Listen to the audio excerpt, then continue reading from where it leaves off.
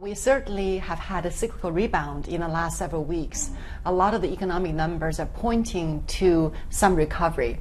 However, there are still lots of underlying problems in the Chinese economy. We have high levels of debt at the local government level.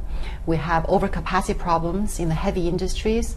So going forward, with this backdrop, with the economy gently recovering, I think the Chinese government should take this opportunity to undertake some of the structural reforms. And this growth right now that we're seeing in the Chinese economy, is this driven by a government policy rather than by real demand? Government policy has been quite supportive, especially in the recent couple of months. We're seeing more credit being made available to the real economy. We're seeing infrastructure programs picking up. Property construction has also been accelerating.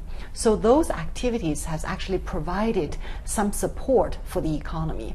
But now, when are we going to see that real demand kicking in? Well, the real demand, I think you're referring to consumer demand.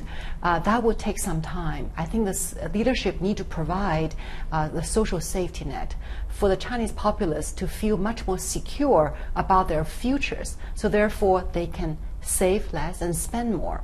So the future really is going to be about the Chinese consumer. It is going to be about the transition from manufacturing to services.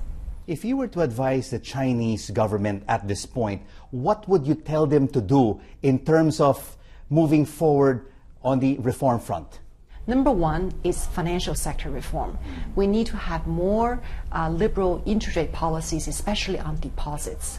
We also need to have the banking sector serve the real economy, not just large state-owned companies, but also small, medium-sized companies, as well as micro-enterprises in the private sector. We also need to reform the state-owned companies. So SOE reform and banking reform, of course, are interrelated. Secondly, fiscal reform. We have the fiscal situation in China being quite different from the local government level versus the central government level. Local governments are too reliant on land revenue. And finally, I would say another area of reform is urbanization and also household registration.